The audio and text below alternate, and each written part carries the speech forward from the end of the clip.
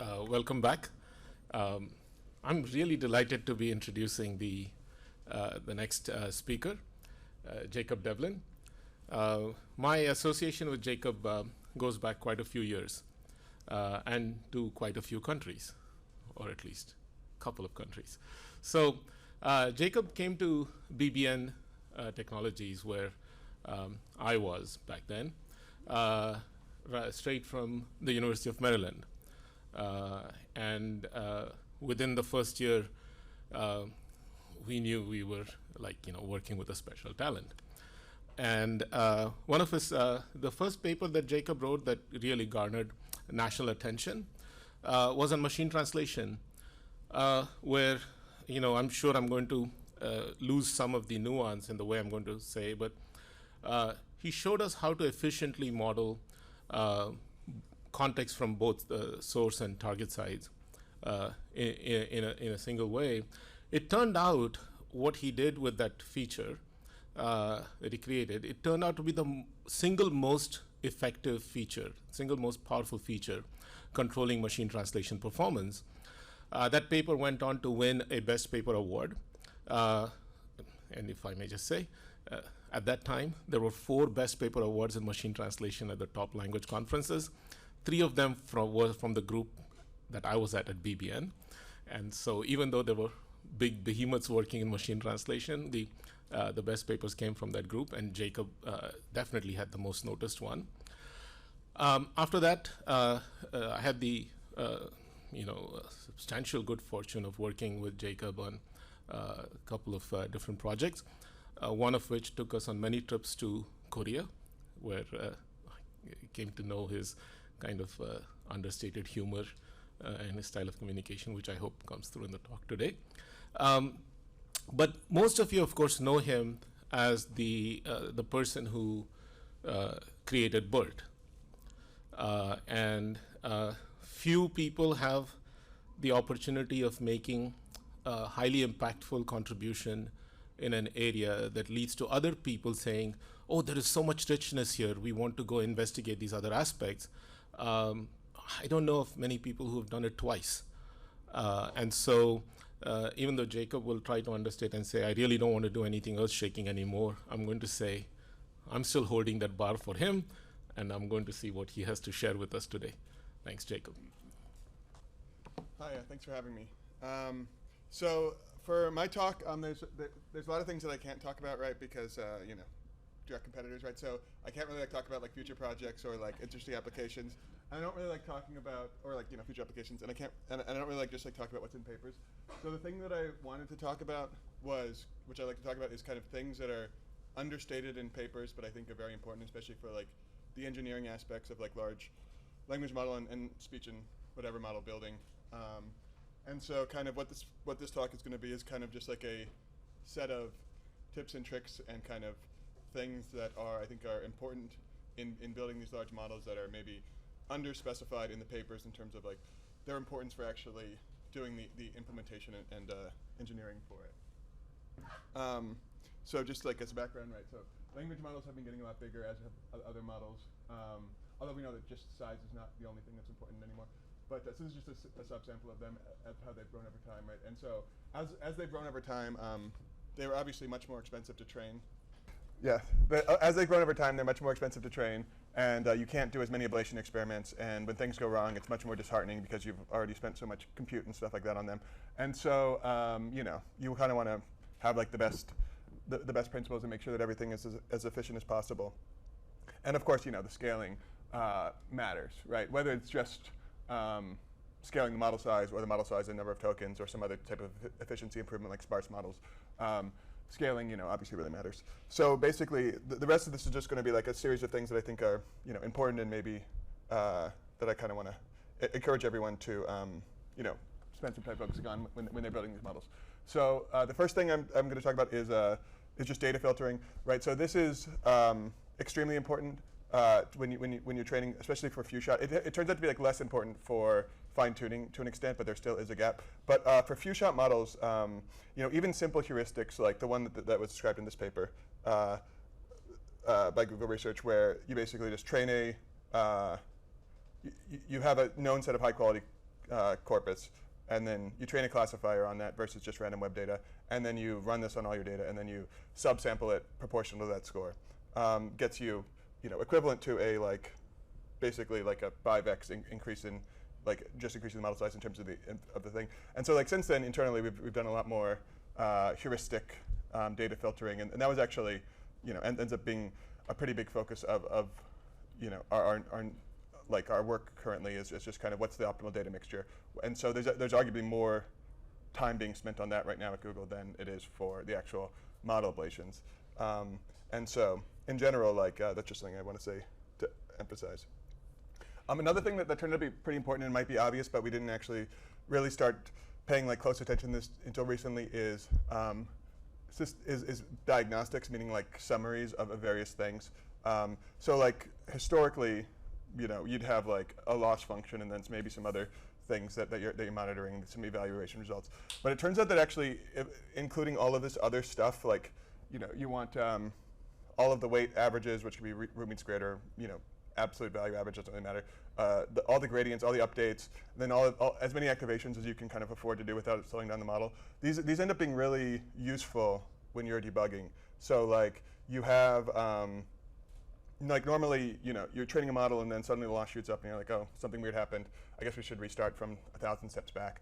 But actually, once you have all of these things, then it ends up being, you can actually find all sorts of interesting correlations, in this set of weights, the update suddenly slowed down, and so maybe that's why it plateaued. And then you kind of get rapid debugging information for trying to figure out what maybe went wrong with the model by adding this. And some of the reason why this was not added till late is because it can be tricky in a pure functional framework, because it's a side effect to actually do this. So and it's really painful to propagate it up the stack because you end up with these really weird function signatures. So having some sort of, if it's not already in your framework, to have some sort of summary-based system where you can actually have side effects where you're storing summaries into a global array that's not considered part of the core functional abstraction, then you should definitely add that because it ends up being super useful. So deterministic training is something that we talked about in a couple of papers recently that we didn't start doing until recently. And this is where you can restart from any checkpoint and get bitwise identical results. And this is actually surprisingly difficult and also surprisingly useful. So the reason why it's difficult is that you have to, every state has to be fully deterministic. And so that part's actually not that hard, right? You basically, you can topologically sort a graph in multiple different ways that are semantically identical if two things are executing at the same time. You just want to make sure you do that. And then also the data pipeline, you have to make, and that's not that hard. You just kind of globally shuffle your data in MapReduce or whatever, and then put it into a key value store and just look up the ones that you need based on the step number. The thing that actually ends up being the most difficult is that floating point addition is not associative. So if you have A plus B plus C, then if you add A and B versus plus C, or add B and C plus A, then you get different results at the end, and so it's not bitwise deterministic. And so a lot of stuff both in the kernel level, a TPU or GPU kernel, and across multiple chips is doing non-deterministic summations in many cases. And so you have to, where you just kind of whatever finishes first, you just sum up because they're all semantically identical, but they're not actually bitwise identical. And so that ends up being the hardest part to get work. But the main reason why we found this to be so useful is that when you start to have issues in the model, if your model trains fine, then you're totally fine. You don't need to worry about anything. If the model starts to have issues, being able to just fully reproduce it from any step and know that you can add whatever diagnostics you want. So a big one is when you're training on lots and lots of accelerators, TPUs or GPUs, sometimes you'll get a bit flip because a piece of hardware has an issue. One of your many thousands of chips you're training on has an issue, or cosmic ray or whatever. And so even just the peace of mind, if your model suddenly shoots off, you can restart it and be like, okay, hopefully it won't happen again. But being able to see whether it was actually something truly random, like a bit flip, or whether it was something that's reproducible, is really important, and it's only possible if you have fully determinism. But there's also other things you can do, if something goes wrong and you're only checkpointing every 1,000 steps, you can go back and you can checkpoint every step for those, which would be way too expensive to do normally, but during debugging mode, you can get all these things that are too expensive, like writing out the full gradients or writing out all these summaries that are really expensive to compute, and then you can kind of get, get debug it very easily. And so it's something that, it might be hard to do depending on the toolkit. Like it might be harder in CUDA because of certain issues. But if it's something, if it is possible, it ends up being super useful. So another thing that we didn't really think about that much, we kind of were aware of, is how much initialization and optimization become more important as the model gets wider. So this is not a paper it's not a Google paper that I'm citing here, although there was some insight in other Google papers like the Attafactor paper, which uses this thing. It uses factorized atom, but the other thing it does is it adds parameter scaling, where you multiply the learning rate by the root mean square of the weight, basically by the average magnitude of the weight tensor. And so, but this paper actually that I'm citing down at the bottom, which is by OpenAI and Microsoft, it's actually one of my favorite papers that I read this year because it really goes through it very cleanly and very thoroughly. It's like half empirical results, half like theoretical results, and so it's kind of talking about why this matters as the model gets wider, and why it's a lot of models have been trained in a way that's like very suboptimal. And so so example which turns out to be important for like large language models is that, okay, if you look at like open source implementations of transformers, whatever, you'll see that like half of them are implemented where you initialize it, the embeddings with a normal of 1. So like they basically have a value like a variance of 1 or a standard deviation or whatever. And the other one is like square root of like 1 over square root. This should be 1 over square root of n. But yeah, but basically it initializes the small values like a hidden layer. And so, but you're layer normalizing these before you're using them in the first transformer block. So like, does it actually matter, right? And so it doesn't actually matter really that much from that standpoint. But as the model gets wider, it actually, something weird happens where you need if you initialize it with the variance 1, then you need a much higher learning rate, and it becomes more important as it gets better. So this paper kind of goes through all the theory of that. But like, so things that were not really noticed at smaller scale because they didn't matter as much, then those choices kind of end up sometimes getting propagated to larger scale, and you don't know that your model is being trained optimally because it's still doing so much better than the smaller scale models. But but if you had just done like a couple lines of code differently, then you would end up with a model that was much better, which is kind of what this paper showed for their GPT-3 ablation experiments. And so so I guess the meta point here is that you have to really think about like all the small choices and how they are impacted by various scales. So then the next thing is basically like how do we kind of make choices? Like are there opportunities for making things more efficient at training or inference time at scale that have a neutral impact on model quality? So this is one that we did for our large language model PaLM, and so it's a pretty simple change where instead of doing the transformer block to the attention to the MLP, and I didn't include like any residual connections or any of the layer norms, it's basically just doing them in parallel and then summing them. And so this actually does slightly worse for small scale models, but it does equally well for large scale models, and it gets about 10 to 15% faster training for basically no loss. So it's like a free win.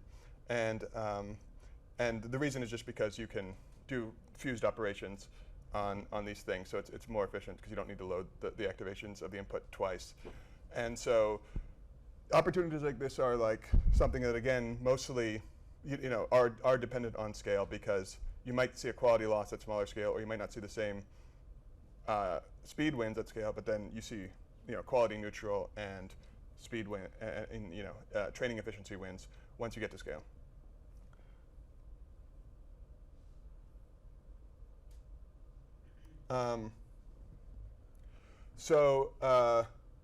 Another one is so in this case the meta point is like thinking about inference efficiency when you're designing the model for training.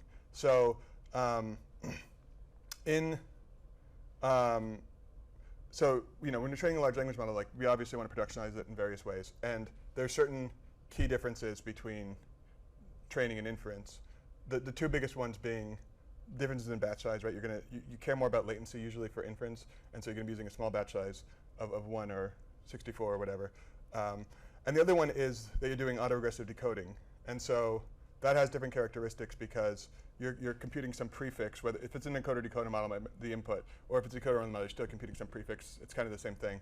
And then you are then decoding one step at a time. And so there are various characteristics of that in terms of how it scales with batch size and how the efficiency works for attention in this case. Although there might be other things, but so in this case, the key is the idea is that at inference time, there's a lot of when you're doing transformer attention, the key values of the prefix or the encoder are very expensive. They're really the only thing that you need to store, and they're also like they're also it's expensive because you're only accessing them once, and so basically, so the idea behind this model is that you only project the key value part to a single head, or it could be k heads for every m query heads. But then you project the query multiple times, like you would with normal multi-headed attention, right? And so this ends up mattering a lot for inference. It can be sometimes a multi-x speed up just by doing this for quality neutral, because of this kind of subtlety in how in how decoding works, right? You need to keep all of these really big things, which means you need to use a smaller batch size in order to fit it into memory, and also you're only having a single, there's no sharing because it's activation times activation, right? So there's no sharing.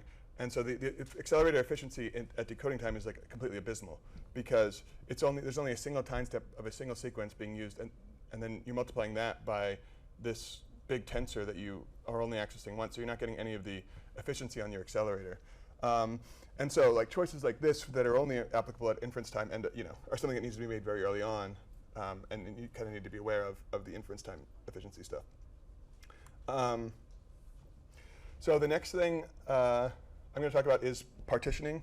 So we know that large models must be partitioned, right? So like ideally, if you can fit everything onto one chip, data parallelism, where you're just splitting up your batch into multiple things and keeping a copy of the model everywhere, is generally going to be the most efficient thing, right? Because data parallelism, like the model, like the execution system doesn't know data versus weights. They're just tensors, right?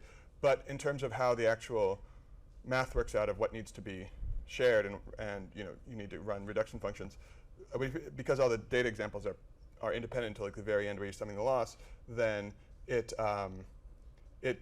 doing pure data parallelism is you don't need to share anything. So you get basically all these independent things are just running, and then you just sum up at the very end. But obviously, as the models don't fit on one, you need to do model parallelism, right? And so like the standard way of doing model parallelism is you just do what's called one-dimensional model parallelism, where you split it up. You split up your matrix, into chunks, and then you split up your data also, and then you kind of multiply these things together, and then you do a reduction like sum over them. But then there's more complex partitioning systems, like 2D model parallelism, which can be mixed with 1D or 2D data parallelism. So you basically split up your tensor into, let's say, 4 units, and you multiply this chunk by this chunk and this chunk by this chunk, and then you kind of sum them once and then sum them twice, right? And there's like an exponential space of possible partitioning choices. And so when you're running at scale, this ends up being something that's very hard to kind of predict a priori what's going to happen.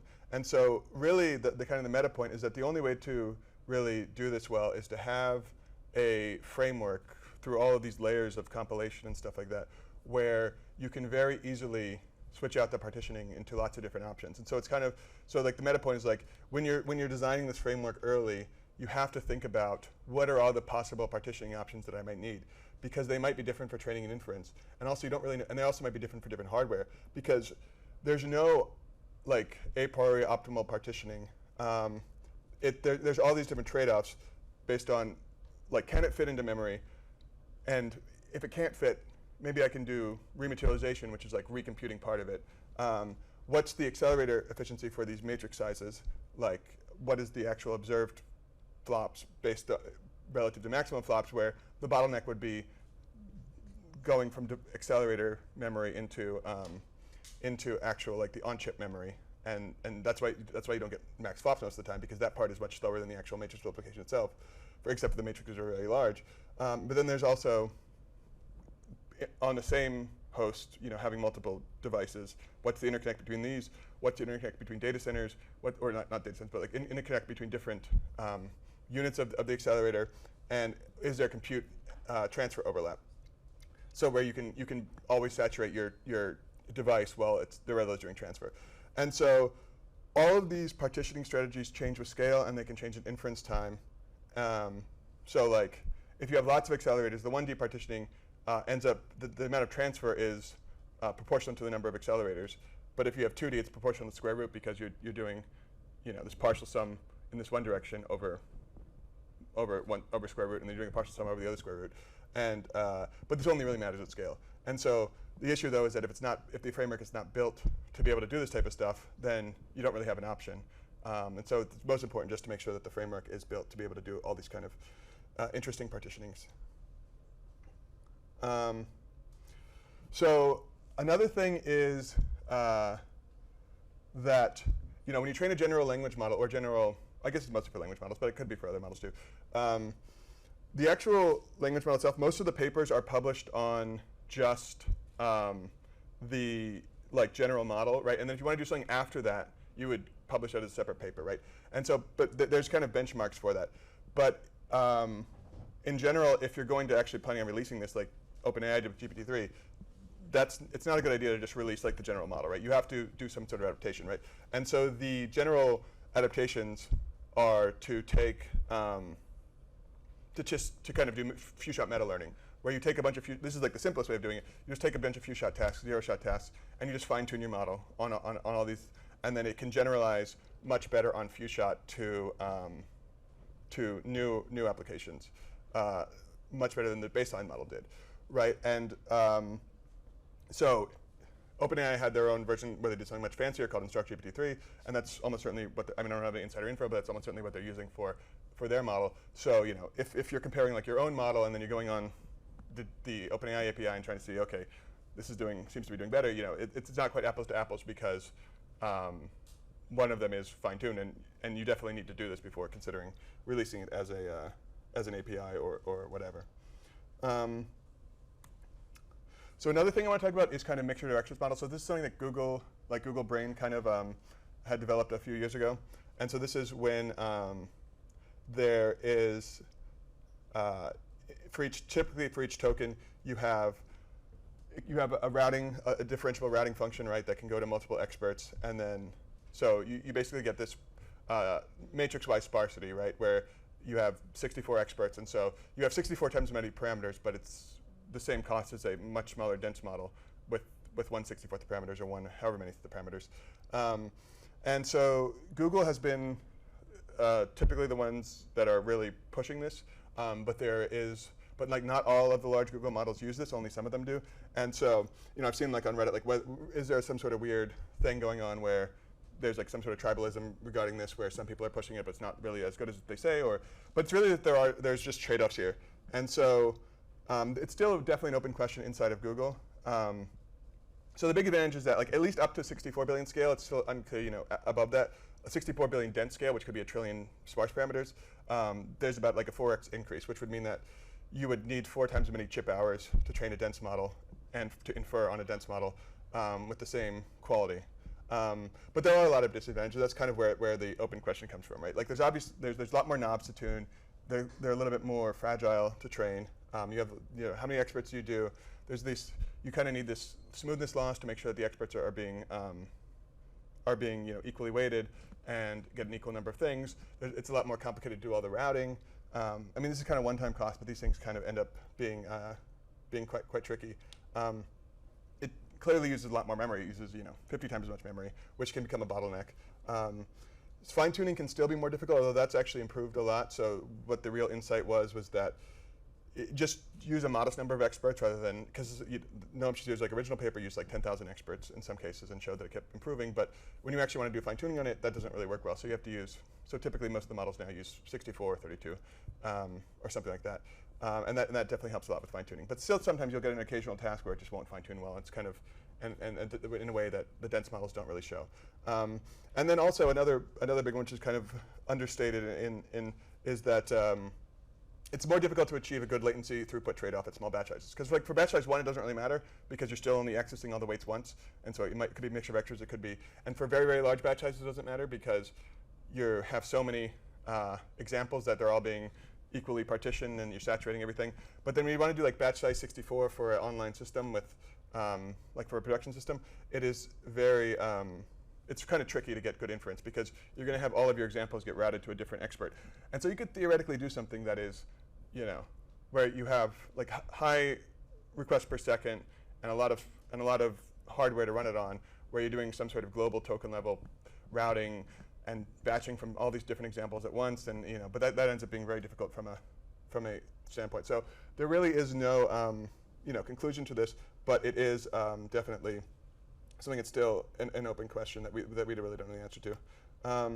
And then another thing is training data scaling. So this is so this paper I'm citing is from DeepMind, and so the two major aspects of scaling are model size and number of tokens trained on. And so it's becoming more clear that like just bigger isn't better, right? And so typically, I think most people know this, that generally people are training on models that are not quite as large, but are being trained on more data, and that seems to be optimal. And then this paper has a bunch of figures relating to that.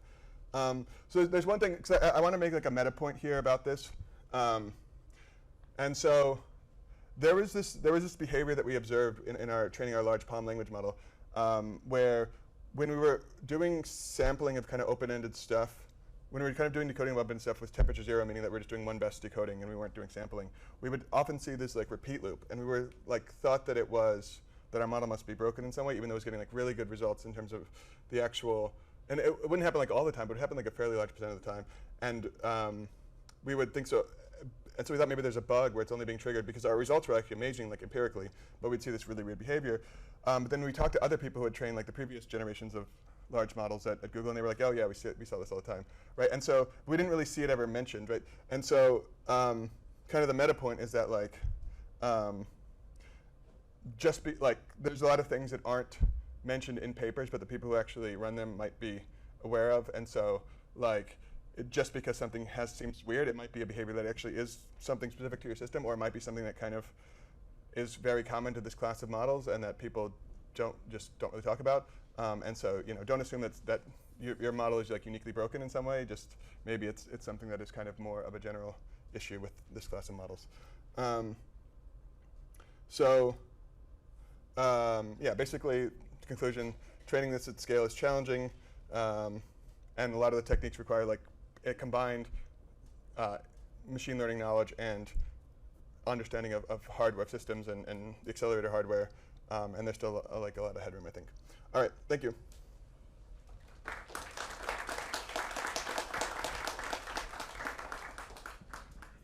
Maybe time for one or two quick questions. And please make sure you identify yourself before you ask a question. Hi, this is Saleh. I'm with Alexa AI. Very interesting talk. I have a couple of questions, but I'll go with the first one. So what do you think about distilling autoregressive generative models? For encoder only, we have a lot of success. We've seen people do knowledge distillation very well. But for generative model, we haven't seen a lot. People use data generation for that mainly. But what do you think about that? I mean, I think, right, the rule of thumb is that like the more open-ended the task is, the harder it is to distill, right? And so I think distilling a general purpose language model is just, there's been zero evidence that that's possible. But I definitely think for like a targeted case, like I want to do conversations about, like even if it's conversational or it's like, let's say it's like headline generation or whatever, like let's say you take a news article and generate a headline. I think that's definitely something that's targeted enough that distillation definitely works. So I don't think it's necessarily generation versus classification. It's more just how open-ended you're trying to be, and then the more open-ended you are, the less it's going to work. Right. Yeah, makes sense. My second question is about multilingual models. Yeah. So we have seen a lot of data efficiency for training monolingual models for English only, but when you scale to, let's say, 100 languages or 50 languages, we've seen the number of tokens remain the same. If you look at MT5, T5, or what do you think of that? Is it possible to train with the same number of updates a multilingual model of this similar performance on multiple languages, or you really need to scale with the number of languages in terms of how much data you need to train the model on? I think that, I mean, we are, I don't think we've ever run like at like the largest scales, we haven't run the full ablation on that. But in general, I think the trend of training for more tokens will kind of, with the slightly smaller models, will help with that a lot, because the models aren't like being overtrained, but they're definitely not being undertrained anymore. And so like you do get diminishing returns from doing that. And so hopefully like you can train on, because I think because especially the Chinchilla paper showed that like so many models were being undertrained that it was just being exacerbated by the fact that we were undertraining the models and also doing it. Now, so then if you're already undertraining, then you'll do it only in half English. Now you're super undertraining. But if you were to train for a much longer time, the difference between like 150 billion, 300 billion tokens is a lot. But the difference between like 2 billion and 4 like 2 trillion and 4 trillion is much less. And so I think that's probably not going to end up mattering as much. Yeah, makes sense. Yeah, thanks. Any other questions? Right. So you didn't mention the I'm Dhruv, by the way.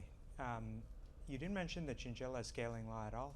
So when you guys were doing POM, did you run into repeat tokens?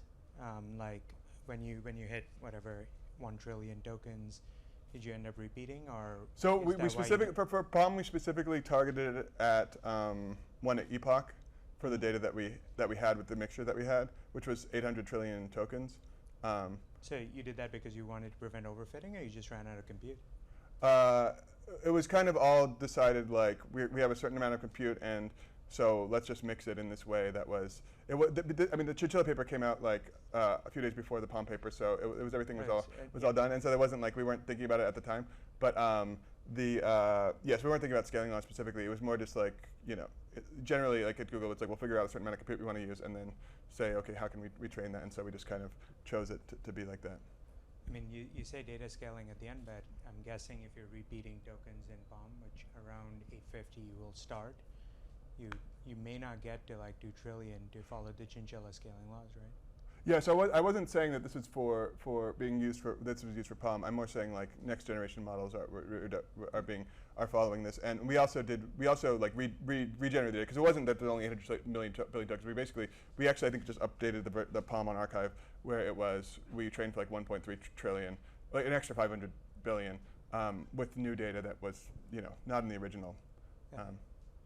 And for your model parallelism, I think you had 3 names. There was data, single model, double model, 2D. How do you handle the async in that? Do you wait for each of the partitions to finish, or how do you? I mean, or do you kind of import and sample the updates? No, nothing's asynchronous. Everything's like all the like. It communicates, like everything's predefined what it has to communicate with at what time, and it's kind of, and that's where the trade-offs are coming in. That sometimes things will create bottlenecks, like the compute transfer overlap. So that's like the downside of 2D. That's why why we don't always use 2D, because it does create a bottleneck that doesn't exist for the 1D. Yeah. And so, but sometimes when it's big enough and there's enough chips being used, that trade-off actually is worth it. And so, just kind of what's that critical point. Okay, so you guys do think of it as a trade-off, because when I said that, I was like, you probably would hit that bottleneck. Yeah. Okay, sounds good. Thank you.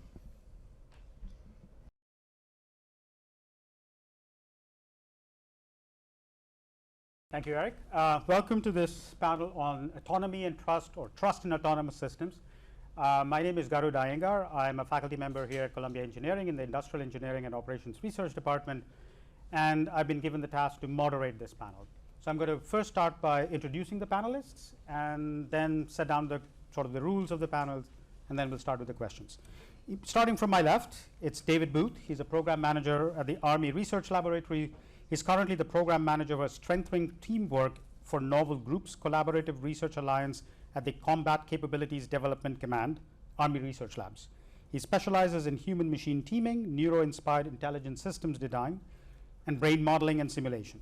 He received his BA in philosophy from University of Maryland, College Park, and a PhD in computational neuroscience from the Neuroscience and Cognitive Sciences program at the University of Maryland in 2007. He did a postdoc at the Rehabilitation Institute of Chicago and the Feinberg School of Medicine at Northwestern University. The next one over is Ishan Bhatnagar. He's the head of product, Alexa AI Natural Understanding. He leads a multidisciplinary product design and user research organization with focus on applying AI across natural language understanding, computer vision, multimodal learning and generation, robotics to deliver delightful experiences to millions of Amazon customers worldwide. Aims to please, I guess. He was an early product leader in Amazon Alexa organization, where he helped build the original Echo Show and founded new product ideas from scratch that are used by millions of customers worldwide. Prior to joining Amazon, he led the R&D efforts at the multi-core application processors at Freescale Semiconductors, and did technology and financial due diligence at early-stage startups at Amity Ventures. He has an undergraduate degree in electronics and communications engineering from Manipal Institute of Technology in India, and an MBA from the University of Chicago Booth School of Business. Welcome, Ishan. The next one over is our very own Jeanette Wing from Columbia University. She's the Executive Vice President for Research and a Professor of Computer Science here at Columbia. She joined Columbia in 2017 as the inaugural Avanescence Director of the Data Science Institute. From 2013 to 2017, she was a corporate, before coming to Columbia, she was a corporate vice president at Microsoft Research. She's an adjunct, I didn't know that, professor of computer science at Carnegie Mellon University, where she had an illustrious career and was the head of computer science department. And she got her SP, SM, PhD degrees in computer science, all from MIT. Welcome, Jeanette. Our last panelist is Caleb McDowell. He is the branch chief for Army Research Labs. He currently leads ARL's Human Guided System Adaptation Research Branch.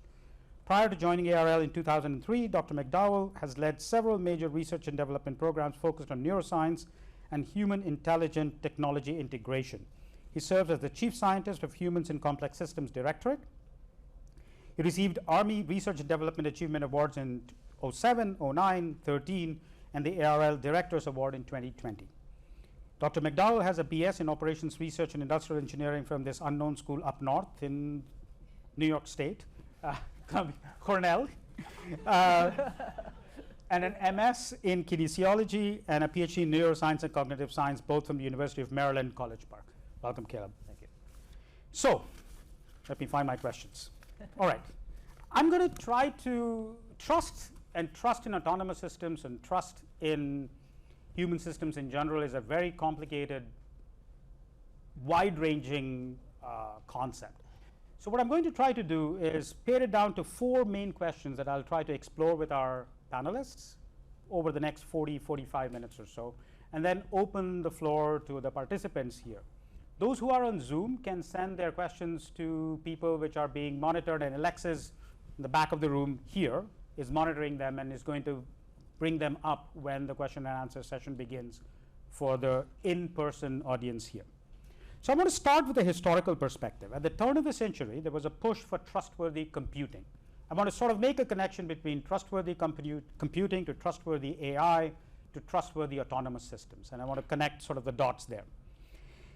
This effort, trustworthy computing, started with overlapping goals to ensure that computer systems are reliable, system does the right thing, safe, it does no harm, secure, it's not vulnerable to attack, privacy preserving, the system protects the person's identity and data, available, it's up and running whenever I need it, usable, I can actually use it.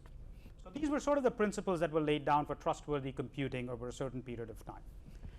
And then we wanted to, there was an effort to morph, or there is an ongoing effort to morph these definitions, add to them, change them a little bit to apply them to trustworthy AI. So I want to start this discussion by putting this question to Jeanette, because she has an ACM article on trustworthy AI. How do these principles extend? What are some new principles one needs to add? Do all of these still continue over? Yeah, let me jump in, Garud, and everyone should read my article. But thank you for setting it up where we talk about how trustworthy AI really does add new trustworthiness properties to the kinds of computational systems that we care about. In the old days, turn of the century, we had software and hardware systems, and we wanted to make sure they were reliable, safe, secure, available, and so on. But a lot of the AI systems that we see today are inherently quite different in terms of the nature, how they're produced, and what they do, and their purpose, and the tasks they're being put to. And all of a sudden, the community, this is grassroots now, are talking about properties like robustness and fairness and accountability. And we, of course, assume that they're reliable and safe and secure and privacy preserving. Definitely, we still need trustworthy AI systems to have those traditional trustworthiness properties from trustworthy computing. But the AI systems are asking us for even more new kinds of properties. And so for AI systems, I think we're adding more properties, and I just enumerated 3 here, robustness, fairness, and accountability, just to give you a sense. And some of these properties are formalizable, like robustness is often formalized. Fairness is even formalizable, although there's a lot of debate about what does that matter.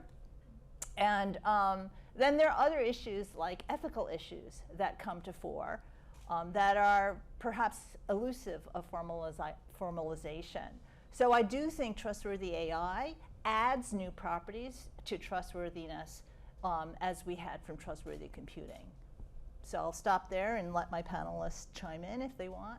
Are there anything to add to what Jeanette said? So it was robustness, it was fairness, accountability, ethics, and who knows what else. Is there anything else that you want to add to this? What would you want from And by the way, AI when I system? say accountability, I really throw in there interpretability, explainability, each of which you can separate out, but the whole point is, why should I trust the outcomes of an AI system? Give me some proof that I should trust them. Ishan, you want to jump in? Yeah, sure. I'll take a different spin and, maybe borrow equation from venture capital. I think Reid Hoffman talked about it, which is like very simple equation. Trust is equal to consistency over time, right? And consistency in this case, with all the characteristics that you talked about, that the AI should have, it should be fair, it should be robust, it should be explainable, traceable. That can be encapsulated in what we talked about, right? Like, is consistent in. So let me just jump in a little bit. A system that is consistently unfair. Yes. Is that okay? Yeah. No. Sorry. I mean, just a system that I can show is consistently unfair. I think what we should be moving towards is a system which is equally performant for everyone, but a system which is consistently unfair to a certain set of kind of population is something that we should be very wary about, where we should primarily, through the course of, like, we're talking about AI in each and every stage of the development of these models or algorithms, or even the provenance of the data and like curation as well as annotation of it, make conscious efforts that we remove the biases, that we do not disproportionately kind of penalize certain segments of the population, and do not kind of fall into the more kind of dramatized future of a dystopian nature that the AI is moving towards. So I, Garut, for one, I'm an optimist. I'd say, like, we as society, like, I think academicians, right,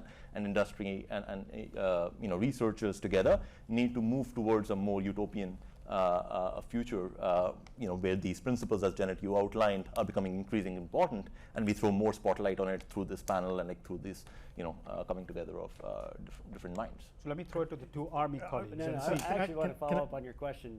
I really liked your question. If it's consistently unfair, can you trust it?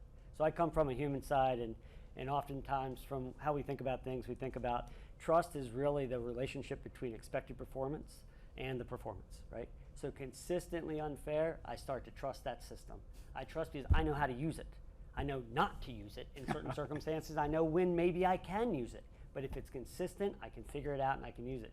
What's more scary is when it's not consistent. Sure. When you can't identify when it's going to do that unfair thing, and then you have a problem. So you're talking, maybe go to It's about predictability. I was just going to Yes. add one Exactly. thing also, and that is that in terms of consistency, you know, if you look at the possibilities of online learning and individualization of these technologies, right, you may not want the thing to be consistent. You may want it to change over time and to adapt to what's going on with you. That ability to adapt could push the human-machine team into understanding areas that neither of them can do on their own. So you want the thing to be working with you and changing in real time. But how do you do that in such a way that it maintains all the other things that you're worried about, right? In terms of trust, right? You don't want it to just go off because you made a mistake and then repeat your mistake, et cetera, et cetera. So I don't know. What I worry about sometimes is that you're going to limit the capabilities of AI somewhat if you put too many sort of like fences around it and maybe not let it reach its full potential. Anyways. There's another aspect of trust that we didn't say explicitly, and I thought you were going to say it given your background, which is in the end, it's for an Amazon, it's about customer trusting whatever it is that Alexa is doing or saying, but it's also about the end user. The human has to trust. So for a business, customer trust is as important as the technical aspects of trust. This actually already came out in the turn of the century in the terms of trustworthy computing. There was a term that Microsoft used to use, business integrity, and it was all about customer trust. Yeah, the way we think about that is trustworthiness can be a property of the system, but the trust itself is a property of the person. Right. Right. So if the question's about trustworthiness, it's a different Yeah. approach. So I'm going to move it a little bit forward, and we can. So trust in AI is still not a resolved issue. That's pretty clear from the answers, and I'm hoping more questions are going to come from the audience that we can explore this a little bit further. I want to get to autonomous systems. So first of all, is there a difference between how we should be thinking about trustworthy AI? And I'm here thinking about an expert system that helps radiologists decide tumors, and versus, let's say, an autonomous system would be what Professor Sukhatme was talking about, a bunch of robots moving around, learning the environment, and reacting to the environment in some way. What is the right way that we should be thinking about trustworthy autonomous system? Do the same things that we talked about right now for trustworthy AI applies there, or do I need to think about new things? Is there a way? It's a two-part question for our panelists, and anybody can jump in. How is trustworthy autonomous system different from trustworthy AI, if at all? And should the standards for trustworthy autonomous systems be different? Anybody wants to jump in? All right, Janet. So I have thought hard and worked in the area of autonomous systems when it wasn't laden by fancy AI. So just think robots, well, robots is AI, but there's a whole area called cyber physical systems where people have autonomous systems that have to be trustworthy because they are put into life or safety critical situations.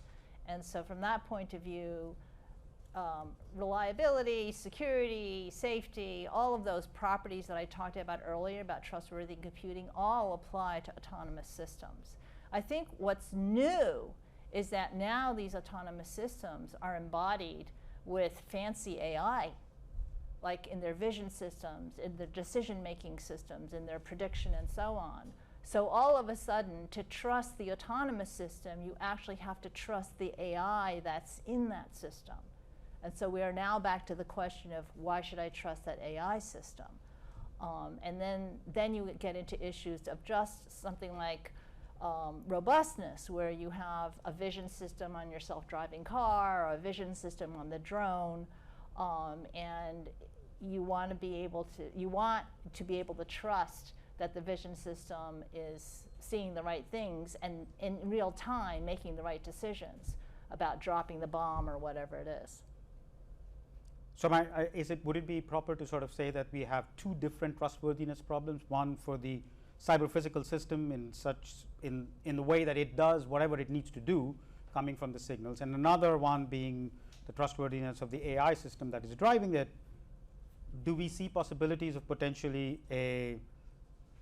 not a harmonious, but whatever, an interaction which is worse than, like, if I know that these two systems are trustworthy, do I get an overall trustworthiness or not, or could there be problems? Well, you're asking about composability now. Or the algebra of trustworthiness. I think that, to me, like, and I don't want to steal your thunder on your third question. All right. But it depends on the use case more than it's the distinction between AI and autonomy, because essentially they're the same thing in the wider sense, right? They're using the same sorts of algorithms, but it depends on how high the stakes are for whether the thing works, to me. Nishan, Caleb, do you Yeah, have so thoughts? just on like what David, you were saying, right? Like, say, more and more autonomous systems are powered by AI.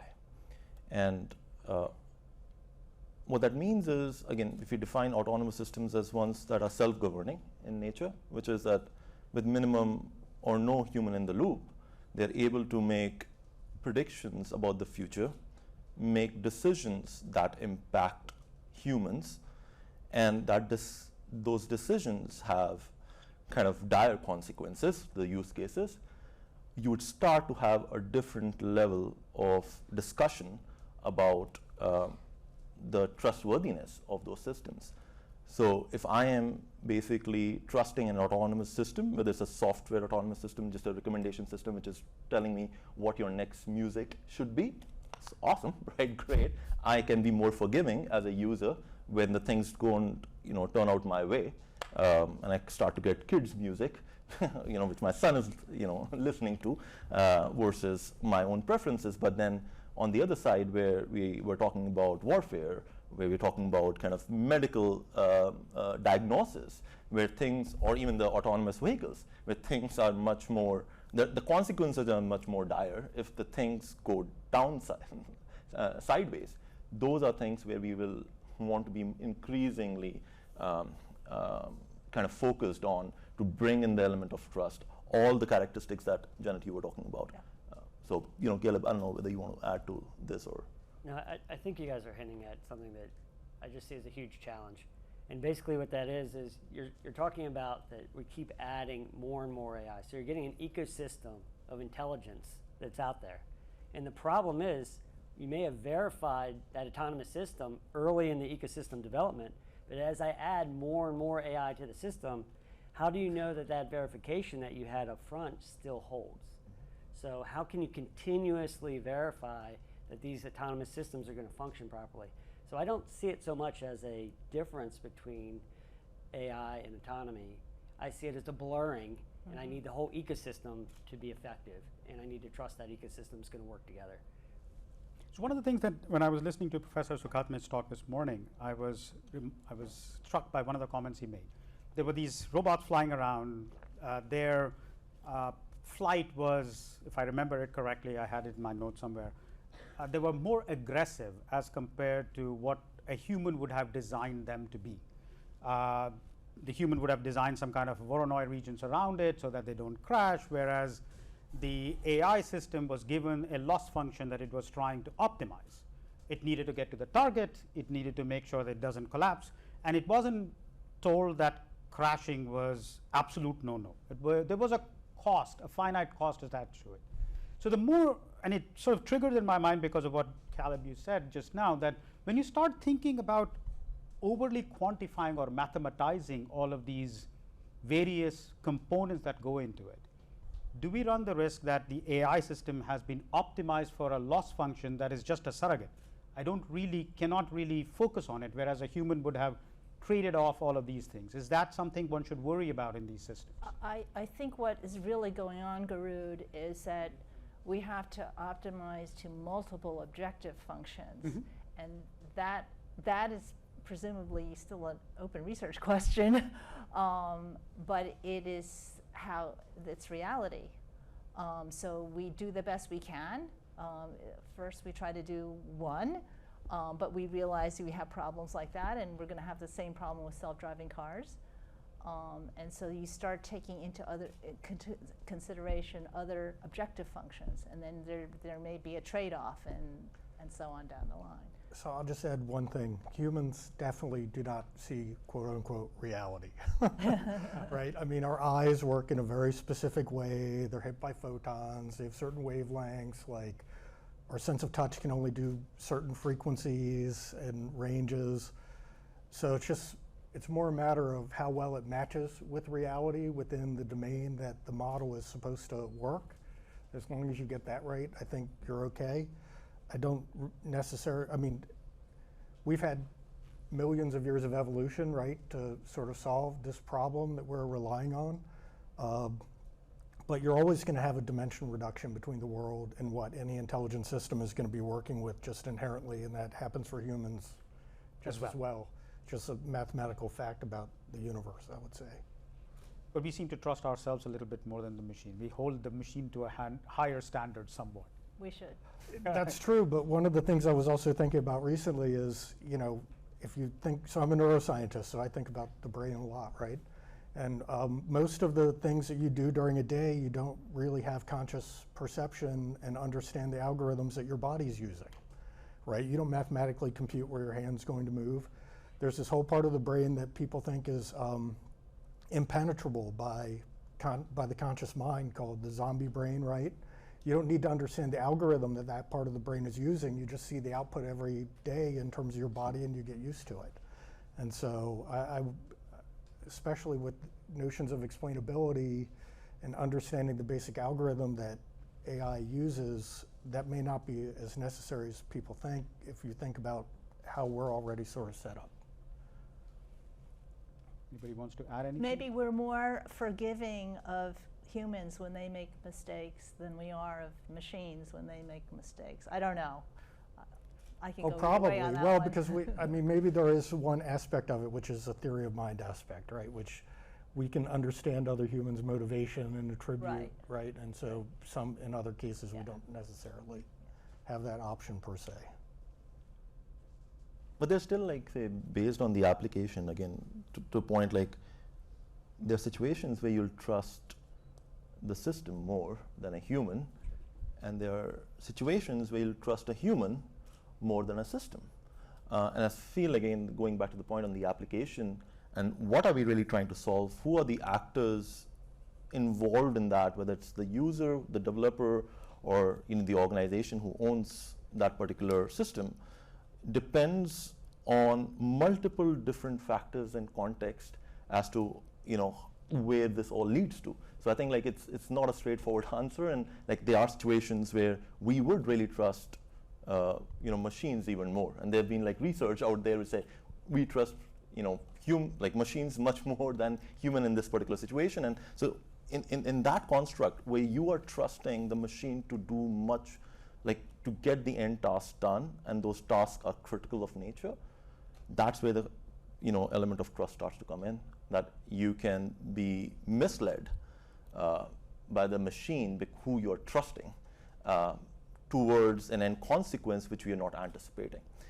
So I think it's fascinating how human behavior works, and which situations we trust whom. I was looking around for definitions of trust outside. I was scouring the social science literature to see whether there is some definition of trust that comes in. And one of the things what's very interesting, what you mentioned, Ishan, one of the definitions I found was trust is the expectation that systems are working towards a common good. And so it may depend on the machine, it may depend on the person who develops the machine, the people who are interacting, and if there is some amount of a belief that all of it is towards some common good, things might turn out to be more trustworthy. People might trust that system overall.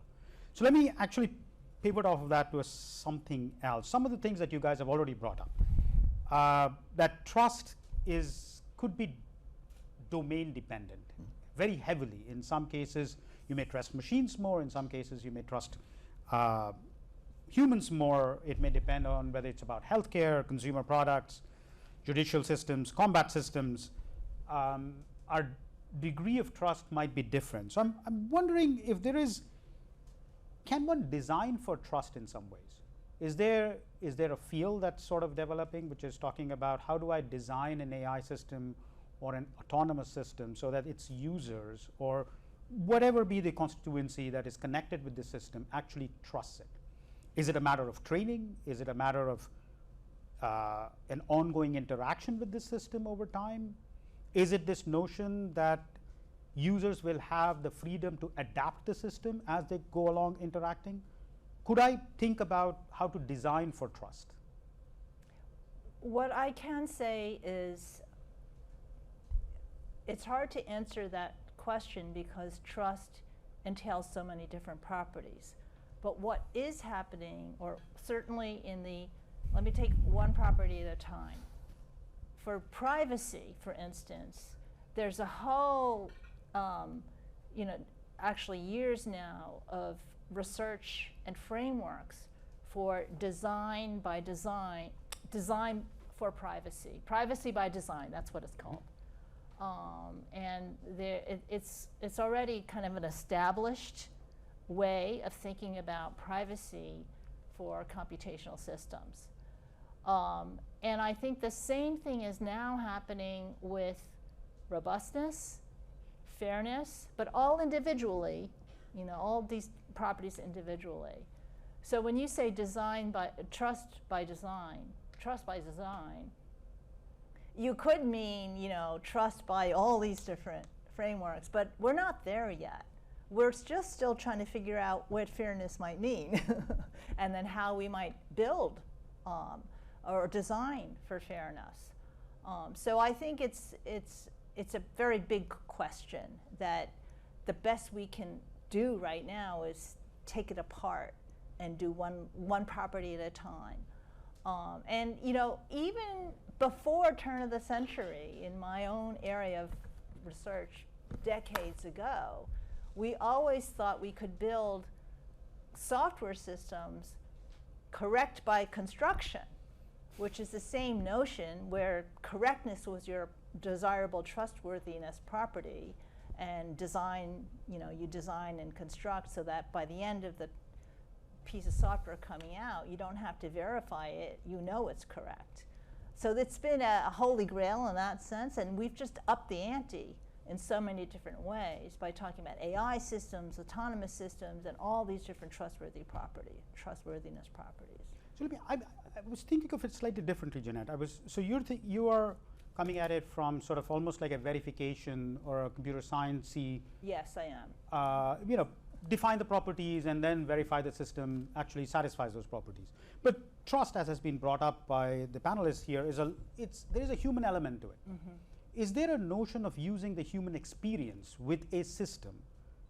I'm not talking about sort of mathematically proving its trustworthiness, but can you co-evolve whatever you want?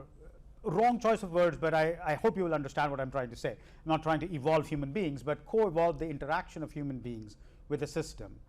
And you do it in a way that improves trustworthiness. I mean, given that two of our panelists are in the business of using humans with machines that can cause a fair bit of damage, I was wondering what your thoughts might be. Yeah, I think it's important here to think first about the problem you're solving. So if you think about simplistic problems, there's certain things that our computational capabilities are just going to be able to handle, right? If the problem doesn't change too much, if it's fairly stable, you're just going to throw computation at it. It's going to be great, and you don't really need the humans. And you can take one approach to getting humans to understand how that works, and they'll buy into it, and it'll all be fine. But if you start to take the sort of real-world, flexible problem spaces where things are changing all the time and you're sort of adapting, trying to figure out, well, what does fairness even mean kind of things? Well, we're so far away from the computation solving that correctly.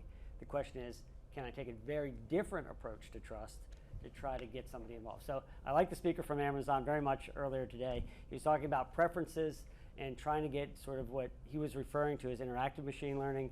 We talk a little bit about human-guided machine learning and really having the human be able to drive the behavior of the systems and the outcomes of the systems, right?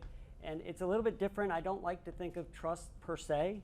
I also am a neuroscientist, And if you look at the brain and all these studies on trust, you can't find the brain regions that sort of do trust in the human brain. But what you can find is decision making, and you can find value-based decision making. And to me, trust is just a very special version of value-based decision making. And if I take it from that approach, I can help the human make these decisions, and I can help the human guide these systems to function so that I will choose to use it. But there's lots of other problems with privacy outside of why I would choose to use it or not. They need to be addressed too. So can I ask you, in order for me to understand perhaps a little bit more, do you, in your experience, have you had a situation where there were systems that people just did not trust? And were you able to see, and these are perfectly working systems, they were... Yeah. So I have a really fun example. I don't know if we have enough time for it, but this was about 15 years ago. I had the pleasure of taking a very large, let's say 8-wheeled Army vehicle that had full autonomy. Well, it was controlled, but it had autonomy on it. And the job of the people inside were to go through this long course through the woods, along cliffs, through some forests, and basically they had to identify things out in the environment. And they had to make some route plans, and they had to control a vehicle behind them. And it was really fun 15 years ago. So in those systems, they never crashed. They worked every time. And the people inside, a couple of them loved it. But the systems had this little thing. If there was a mud puddle, the vehicle would just go straight to the mud puddle. It was just not clear. It took me and the engineers about, 2 weeks to figure out why I did it. But our test was running the whole time. So in here, we had people that were like, this works great. I've never been in a vehicle that drives itself 15 years ago. 40 miles an hour, that was crazy, right? But then you had people like, no, it gets off the road and goes into a mud puddle, it scares the out of me, and I don't want to get back in. You're like, okay, you're a volunteer, you don't have to get back in it. Then we had the guys that were taking photos, so they're not even in the experiment. They were taking photos, and every time they drove through the mud puddles, they had to wash the vehicle every time so the photos looked good and the labels on the side. They hated it and said, I'll never trust that thing ever. They had nothing to do with the thing, right? And then finally, there's one guy that said the vehicle didn't have a gun on it, and I don't trust that. So yes, there's a wide variety of issues that any person will have, even when it actually did very good. Were you able to make it trustworthy? Yeah, well, yes, actually, yes. Recognize mud And puddles. de-recognize mud What we puddles? ended up doing is giving the person the ability to nudge it away, so it learned not to go like. Back then, we didn't teach the AI. We basically gave you the capability saying, oh, here comes the mud puddle. Just do this, and it won't go in it. The reality is, the trick was the places where the mud was, and it got off the road, the tree lines moved out. And at that day, it thought the safest place to be is in the middle of the trees, and it didn't recognize the road back then. Mm-hmm. So it would not try to go. It would stay on the road. It's like perfectly good road drawn. It would say, oh, it's safer over here to go down this ditch and up, and the people inside are like, right, That's a good story. So it's true, though. No, I know. I believe it. So Ishaan, any experiments with Alexa that, in trustworthiness of Alexa, was there anything that you learned? Because that's an interactive system that people need to, they're asking questions, you want to build trust that whatever it is responding, people believe it, right? So I'll address that more generally. We talked about autonomous systems in warfare, and like say, think about within the home environment. Now you want to have, and taking Professor Sukhatme's kind of topic of robotics, right? Like say, now we're thinking about domestic robots, and even for that matter, Echo devices and other assistants out there. If we are not designing with trust as an uncompromisable tenet, I think it would impede the adoption, broad adoption of the technology, right? It's not only like just a challenge, but it's like a barrier towards adoption. And so these devices fundamentally are designed such that, first of all, the personality and of the assistants can be something that can resonate with our customers. I mean, our customers are global, right? Our customers are not just people who are here in the U.S. And from all locales, from all genders, and all ethnicities. And so that's one angle that one has to think about from a design perspective. Then the devices, primarily there's a huge skepticism that they're always listening, and you get these video feeds out. We ensure that they are safe and secure, maintain privacy of the customers by having certain indicators of when your voice is getting streamed. We have visual indicators to that. We have camera shutters where the customers can primarily leverage to ensure that nothing is being watched when they don't want it to be. So these are very essential elements of designing such systems which can then help customers understand that they can trust, or they can trust these systems more and more. And similarly, I think as we move towards home robots and all, you will see these kind of design elements becoming increasingly important, where they're embodied now. The AI systems, autonomous systems are embodied, and then how do you interact with them? How do you ensure that they are able to work the way you want them to work, shut off when you want them to shut off, but respond when you want them to. So these elements of design are extremely critical, and I do feel that designing right from the start and thinking these key elements in mind will help the broader adoption of the technologies. So I have one last question before I open it up to this is a little bit more philosophical one, and one of our panelists got an undergraduate degree in philosophy, so I'm going to start from that. How important is establishing trust for the future of our society? Is there a downside to including things like explainability as part of trust? Because explainability somehow, one way of thinking about it is limits us to what humans could think about, and to what extent is this limiting us in improving our living conditions? So I'm trying to be provocative here, I understand. And is there a notion of over-trust? Can systems be over-trusted? And so going back to the first question, how important do you think is this concept of trust for how our society is evolving? I mean, I think it's important both for, I don't think that AI will reach its full potential if humans don't trust it either, right? Because it's not going to, people aren't going to work with it in the way they should, and it's not going to develop on a trajectory where it could be as transformational maybe as it could be if humans do trust it and are really working with it in the right ways. Yeah, so I think that in terms of just if you're thinking about solving the mysteries of the universe, right? It could be limiting. Anybody else wants to jump? I agree. Trust is hard to gain and easy to lose, as we know in human life. Right? Yeah. Caleb? Yeah, I tend to think of intelligent systems as just a different way to think, not necessarily a human-like way to think. And if you actually see the complexity of the human brain, you realize it's probably going to be very, very long time before we can actually reproduce thought in the way a human thinks, and it's probably not even a very good goal in my perspective. But I think the challenge for us is to get this sort of alien thought process and figure out a way to accept it and sort of deal with it as an alien thought process, and find the mechanisms that will allow us to function with it, trust it, decide to use it, right?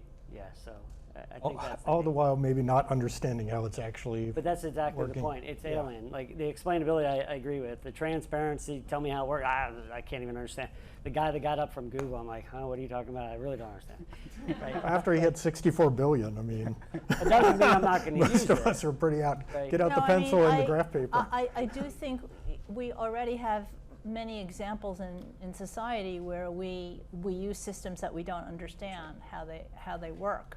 I mean, we trust them immensely. I mean, many people drive cars, and we don't really know how they work inside, especially when now they have computational systems inside. But we drive around and we get our, I mean, life moves on, and maybe we can get AI systems to that point.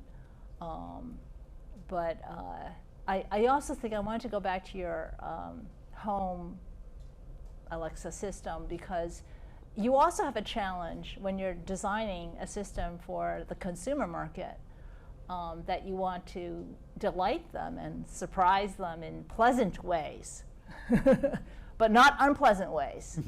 So that makes it even that much more difficult, because what is a surprise and what is pleasant are just, you know, they're not easily formalizable. So that's what the human in the loop, in the design loop, comes to play.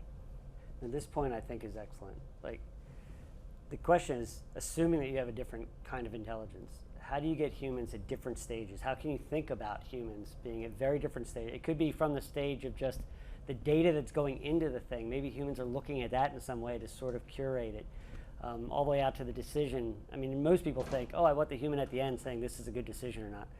Oftentimes what we see there is the human doesn't understand any of the data that went into the decision. How are they possibly going to make a good decision other than based on what it told them, right?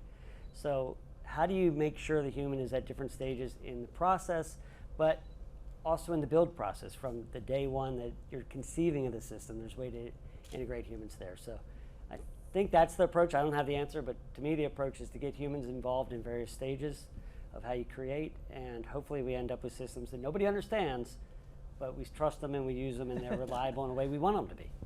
Yeah. All right. So I'm going to open the floor off to questions from the audience. If there are, there's a arm up there, but Alexis, is there any questions from, so I'm going to try to be democratic. After your question, go to the question from the Zoom world. Thank you, everyone. Pariksit Deve from Columbia University. My question was around government and regulatory oversight. As these systems are making more independent thought without humans, what do you feel about roles of government? Do you think it's limiting, or should we have some be thinking about regulatory agencies over AI? Actually, I'm going to just add one thing to his question.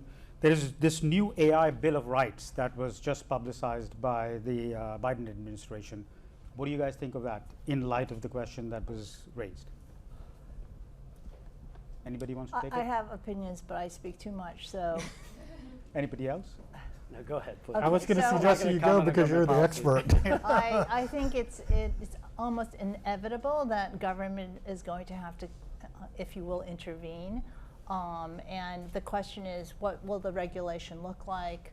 Will it be very granular? So for instance, you may use face recognition systems for this particular purpose, for these, by these particular people for a certain period of time, and so on, and you have to save the data for so long. I mean, you're very familiar with the back end things of this. And it may very well be that that's how it looks, as opposed to, you know, thou shalt not use face recognition. So I also think that I just got back from a talk in a different building on campus by a guest speaker on trustworthy open source and trustworthy supply chain, software supply chain. And one of the arguments that the speaker made is that government very likely is going to have to be a part of the solution. You know, and let me try to draw the analogy. His argument was software, especially open source, is very much part of our public infrastructure, much like roads are. So one could imagine AI systems being so prevalent in our autonomous systems of the future that it's inevitable for especially life-critical and safety-critical applications that the government's going to have to weigh in. We already see that there's interest by the government in many of the tech companies in terms of social media and the effect it has on our institutions, like democracy and so on and so forth. So I think it's inevitable. I just don't know what it's going to look like. But I'd love to hear from the government, the industry people, because I'm just speaking as an academic. So I'll just add to what you're saying. I feel like civil society, government bodies, academic institutions, industry, all got to play a role in shaping the principles of AI overall. Because like in terms of autonomous systems, again, like say, these systems, AI-driven autonomous systems, are making decisions, are doing things that when humans do are regulated by law. You drive, you have to obey the traffic laws. Now, if a self-driving system is primarily driving a car, it must, obey certain laws, and we have these laws and regulations evolving because there's a breakneck speed at which AI technologies are evolving.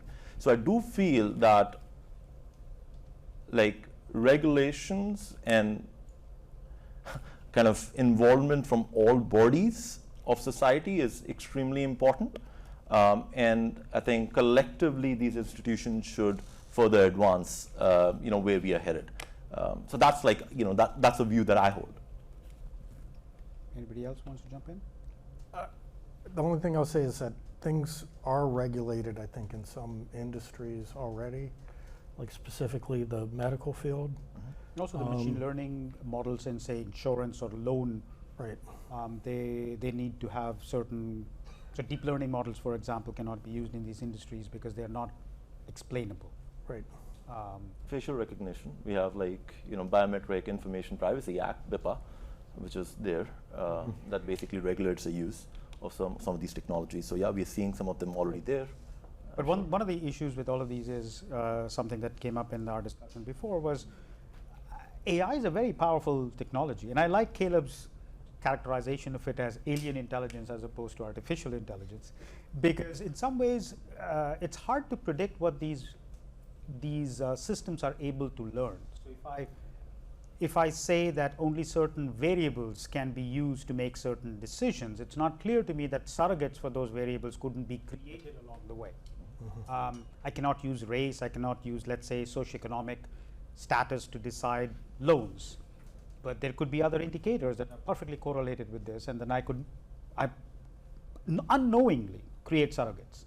So my reaction to this question is, yes, regulation will probably happen, and I agree with Ishan that it'd be good to have all peoples involved because these systems are complicated, and in order to figure out regulations which don't limit progress and yet protect people will turn out to be a difficult compromise, a difficult problem, and at least historically it's not clear that we humans have shown the ability to do that very well.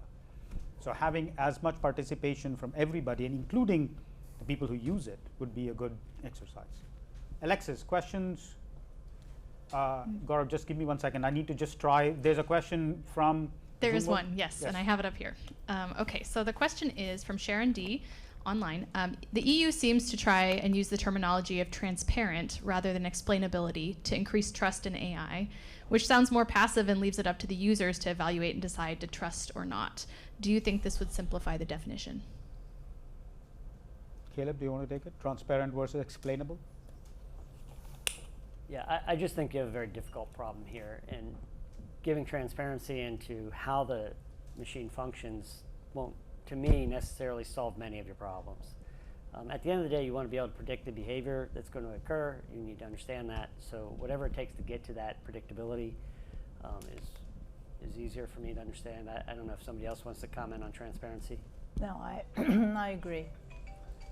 In the end, it's all the same. Open the box and tell me why. Or let me see why. Or let me see. I mean, I guess that turns out to be. System. If the system is simple enough, for sure, it can be transparent, right, or explainable. It's just when it gets beyond that is when you start to have a problem. And I think, like, say, just to add to that is, like, say, you can think of these as two different terms. One is transparent. I'm being transparent if I expose to you how the system worked, and maybe I'm talking about, like, hundreds of different decisions, but different decision trees. and it's not understandable to me Right. as a user. Exactly. So I cannot interpret even if you're being transparent Right. with me. And so I'd like to get a better understanding in a more, human readable or vernacular, right? So I think, like I said, they are two different terms in some way, and we should have both. The system should be transparent, and then they should be interpretable in a way that is understandable by the user who is basically getting the outcome of who's getting the outcome of that particular system. So just related to this question and also the previous thing that was raised earlier, there are lots of artifacts humans use, I think it was pointed out, that we don't understand, but we trust them. Those artifacts seem to have this property that they expose an abstraction that we buy into. So many people don't know how cars work, but they know that if you turn the wheel to the right, the car will turn to the right, and if you press the gas, the car will go faster. These are useful abstractions, and they're more or less correct in some reasonable sense, right? What a lot of AI systems don't have are these abstractions that are obvious, right? And so what people do is they seem to resort to the abstraction they know best, which is themselves and other human beings, which is in some sense the best people can do, given the lack of something that is exposed. So perhaps there's a role for AI systems to expose abstractions that make it easier for people to understand what they're doing. So this is somewhere between transparency and sort of understand every line of code, which is clearly not the right level. So I'd love to hear some reactions to what you think of that. I like that idea. I'm actually going to throw the question back at you. Given that you were one of our keynote speakers, how would you, in the application that you talked about today, how would you think about this? So you have these robot systems that have learned some control law. And if I were to ask you, will they ever crash? Or under what circumstances will they crash? You could open up the neural network, and it's clueless to me. You could say it's taking all of these, it's maximizing and maybe not. So how would you think about, ideally, what should it give back to me? What should it spit back to me saying, okay, this is what it's doing? I mean, there are a couple of ways, I think, of doing it. The problems I talked about this morning were deliberately designed for large-scale systems where there were many individual robots.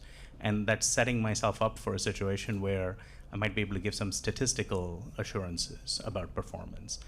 I think the harder question is when you have one robot, and if you're going to put a human being inside it and fly it, it's not enough to say, well, roughly speaking, it's going to only crash once in 100 times, right? So I picked a slightly easier problem where we can maybe at least give some, maybe we can at least in some Monte Carlo sense give some statistical population level statistics. Exactly.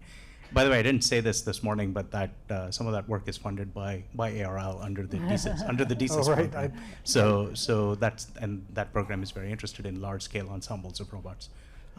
So I'll say one thing about your answer, and one of the things that really struck me about your talk also, and that is that you may be able to understand the reduced model a lot better, especially mathematically. There are lots of ways that you can put those kind of representations into these systems by embedding them in graph neural networks from statistics or other things. And that could be a bridge in some ways if you wanted to maybe get inside of them. You don't need to know what all 64 billion are doing, right? If in fact, once you do the dimension reduction on the thing, it ends up in this other manifold or something that then you can explain to everyone. Things become, I think, at least from a, maybe not for everyone, but maybe at least for subject matter experts, a lot more explainable. And I thought the way you, anyways, it was a good talk.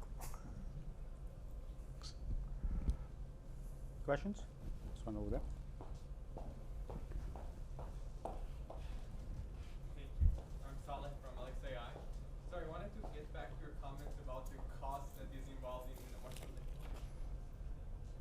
The cost that you talk about in machine learning system, and I think you brought it as a negative concept, but I wanted to hedge myself.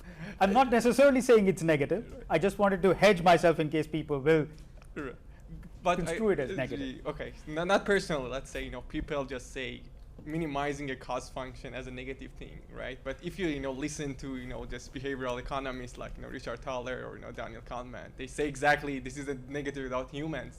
So we cannot, compute the cost correctly, and this is something bad about us. but we trust each other very well. Although I know that, for example, while here it doesn't, compute the cost correctly when he make decisions, but we make these trusts between each other.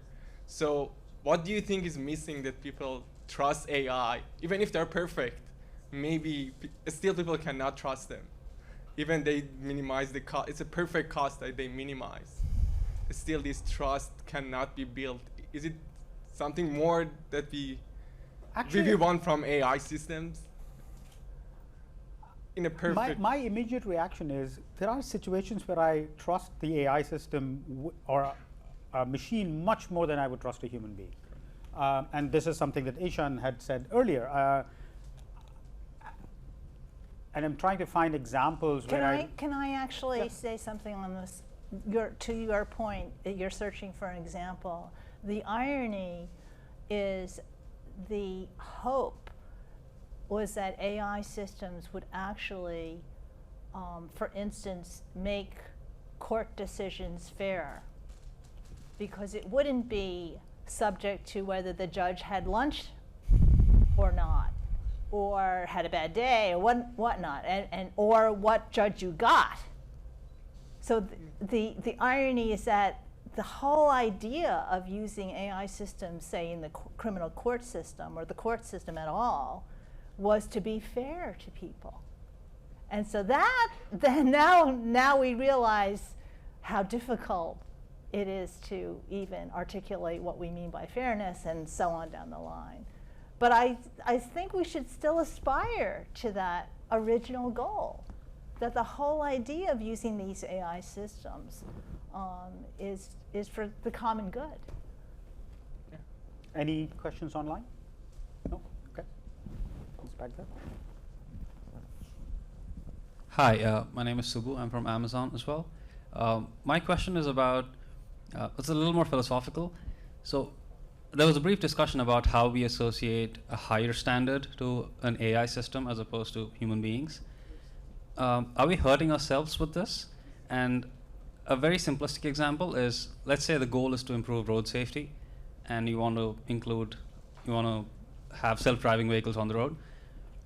Are we asking the self-driving vehicles to be way better than what an average human being, how good an average human being is driving right now? And by not taking what we get right now and aspiring for a 100% better system, are we hurting ourselves? This is another reason, your example is another reason of the high hopes we had of AI systems. And I remember decades ago, Butler Lampson saying, we know how to reduce accidents by death from a technical point of view, and he wasn't even thinking about fancy AI at the time. So if it was just a matter of money and will. Now, I also think he probably didn't realize how difficult it is. But again, the whole idea is 0 car accidents. That was the holy grail, and we're not there yet. Because now we realize how difficult it is. So I'd like to change the question a little bit. I actually see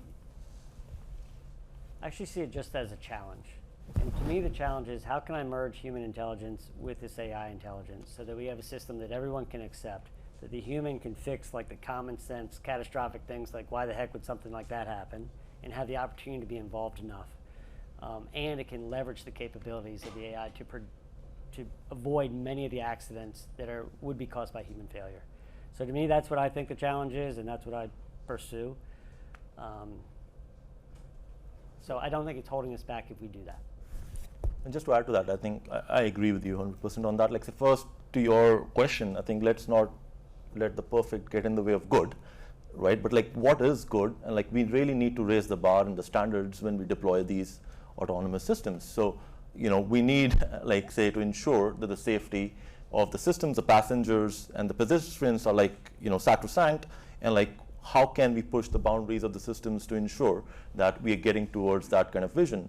There are ways that you can control for the environment when you're doing early experiments. Then you can say, hey, I'll do it in a much more safer environment, like perhaps in like where perhaps the dynamic nature of that particular situation is constrained. I'll not do it out on the roads. I'll start with like warehouse systems where I'm trying to, or like campuses where I can like, test these vehicles, and then I'll go to the next level and the next level. And then as I progress towards that testing and trying, like I would then go from level 0 to level 5 autonomy, right? So I feel like that discussion, that kind of constant adaptation to pushing the boundaries more and more, I think is going to be beneficial for society as a whole, versus we saying, hey, let's basically just let's just put the standard to the human intelligence and not superhuman intelligence, because currently there are tasks that these systems can perform which bypass human intelligence. You're talking to thin air and you're getting responses back, right, on any topic. So I feel like as a society, as institutions, we should keep on pushing the boundaries, but let's not let the perfect get in the way of good, for sure. So on that note, I would like to thank the panelists for being part of this, for traveling to be part of this event. Thank you very much. Thanks for the audience as well. Great. On that note, Shifu Chen again, Columbia Engineering Team. It's really wonderful. Thanks so many of you here stay for the whole day, and it is wonderful discussion reflect what we want to achieve today. Autonomous system, AI, trust, and many intelligent algorithm and tool we're developing. And it's really wonderful to do this in person after the long pandemic. And I particularly want to thank our colleague from industry, from government, and from Amazon. I know many of you travel very far to the Columbia campus to show that maybe we can open the curtain to really prove you that you are at Columbia campus and see the beautiful campus. You can learn the trust that this meeting really happened here. And a reminder, the center, as I mentioned, is promote collaboration. So today you have a chance to see many people from different groups.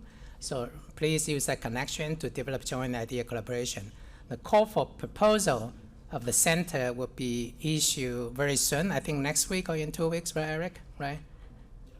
And that have a deadline in January, so please explore this opportunity. And I think that's the mission of the center, and really to achieve this collaboration and build more trustable, useful, and inclusive system. My final word to say thank you to Eric Vieira to organize and manage this event. And thank you, Alexis Newman, who is in the back. And thank you from Amazon, Alan Hermanson.